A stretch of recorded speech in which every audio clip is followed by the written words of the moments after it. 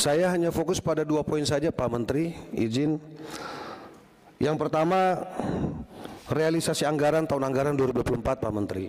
Di sini jelas tertulis bahwa pagu 76 triliun ini baru terrealisasi 56 triliun. Artinya masih ada selisih kurang lebih 20 triliun.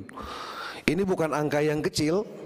Saya ingin menguatkan saja tadi apa yang disampaikan oleh Ibu Sri, kalau saya tidak keliru, dari Nasdem, Ibu Sri Wulan,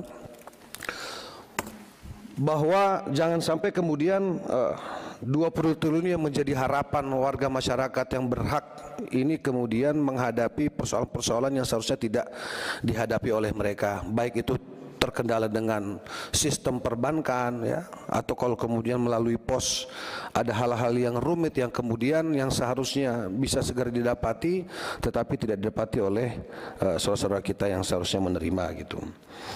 Ini perlu perhatian khusus Pak Menteri karena tinggal kurang lebih 1 bulan ya, sekarang sudah tanggal 12 kalau saya tidak keliru, artinya ini paling lambat 20 Desember sudah harus selesai gitu. Jadi jangan sampai nanti di lapangan ada lagi persoalan-persoalan yang seharusnya tidak perlu terjadi terkait dengan realisasi anggaran itu sendiri. Yang kedua Pak Menteri, izin pimpinan saya langsung saja karena tadi pimpinan sudah menyampaikan tidak usah berbasa-basi karena banyak sekali yang saya kira kurang lebih template persoalannya mengenai data, verifikasi, validasi dan lain sebagainya. Ini di dapil saya Pak Menteri. Ini ada foto saya, jangan lihat foto saya, ini ada di sebelah saya Pak. Ini anak yang ada di Jakarta Barat Pak Menteri. Beliau ini punya saya sebut penyakit cerebral palsy kalau saya tidak salah itu. Ini terkait lumpuh otak, gitu kan, saraf, otot dan lain sebagainya Pak. Ibunya ini hanya ya kalau saya sebut ya pekerja serabutan lah gitu. Yang seharusnya ini masuk dalam data penerima bantuan sosial Pak. Saya tidak paham apakah ini masuk dalam PKH, apakah bantuan beras, apakah bantuan pangan non tunai atau BLT dan lain sebagainya. Tapi intinya satupun bantuan dia tidak dapat gitu. Ini di dapil saya Pak Menteri. Nah tadi saya menguatkan yang Pak Husni sampaikan tadi. Mudah-mudahan Pak Husni nggak nunjukin foto karena kalau Pak Husni nunjukin foto bahan saya habis Pak. Gitu. Nah kebetulan kami bawa gambarnya Pak. Nah itu satu Pak. Misalnya ini kasihan Pak, ini jalannya ngerangkak Pak Menteri, saya nangis waktu lihat ini Pak Wamen. Saya nangis Pak. Anak ini semangat Pak pengen sembuh.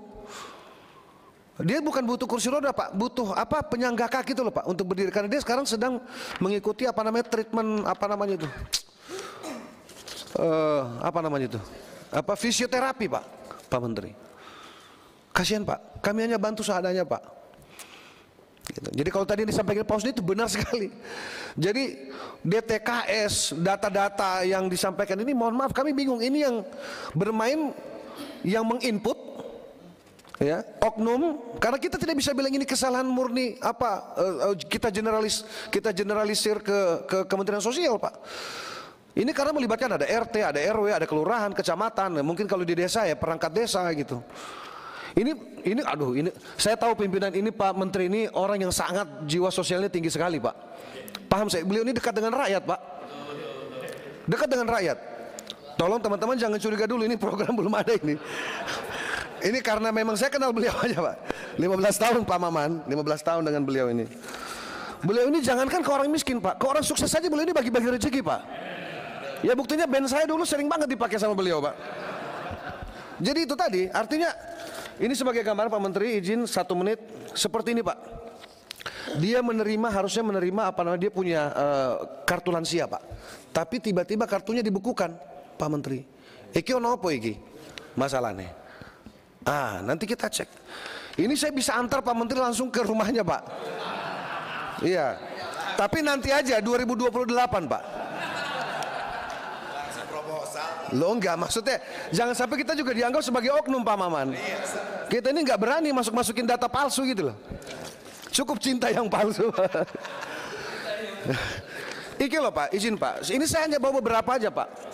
Ini anak 11 tahun Pak, tapi dari usia 1 tahun nggak bisa jalan Pak. Terlihat sekilas ini normal Pak. Ini juga nangis-nangis Pak, gitu loh. Ini ada foto yang sebenarnya saya gendong, tapi kok nggak dikirim ke saya. Nah yang terakhir Pak, ini tadi disampaikan Pak Husni. Rumah ini Pak, cara ngukur ini pimpinan, ngukur orang sejahtera apa enggak, ini dari lampunya Pak. Ini lampunya terang betul Pak. Tapi ini nerima terus Pak. Bahkan double-double Pak Menteri. Bisa diantar juga itu ya? DKI ngasih, kita ngasih, hampir semua ini Pak. Tapi saya mau tutup namanya, saya nggak enak nanti disangka. Tapi nanti saya laporkan ke Pak Menteri lah kira-kira, atau misal direktur yang terkait lah. Nah artinya Pak, ini terakhir Pak. Ini Pak, coba lihat pimpinan rumahnya Pak. Apalagi yang terbaru yang viral ini Pak, yang 13 orang satu rumah itu Pak. Itu kebetulan di Jakarta kan Pak. Coba di mana? Di mana kita ini Pak? Kita punya hati ini Pak. Kita bicara hari ini data terpadu. Data yang mana? Datanya siapa? Ini loh di depan mata kita nih loh Pak. Tadi Pak Menteri bicara tentang anak jalanan. Mohon maaf, Jakarta ini di jalan masih banyak. Itu harus kemana anak-anak itu gitu? Ada yang penjual bunga pimpinan, ya kan?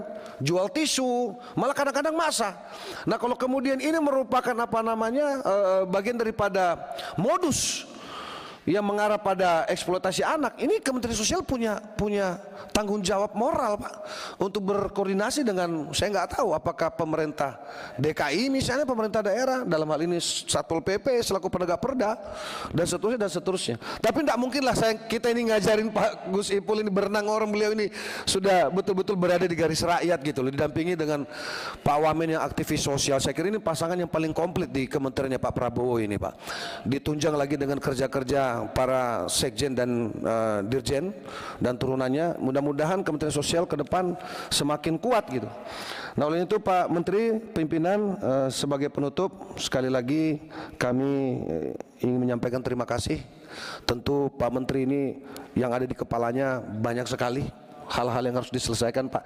Pada prinsipnya kami dari Partai Amanat Nasional siap berkolaborasi, Gusmen, seperti yang dulu saya selalu siap Pak.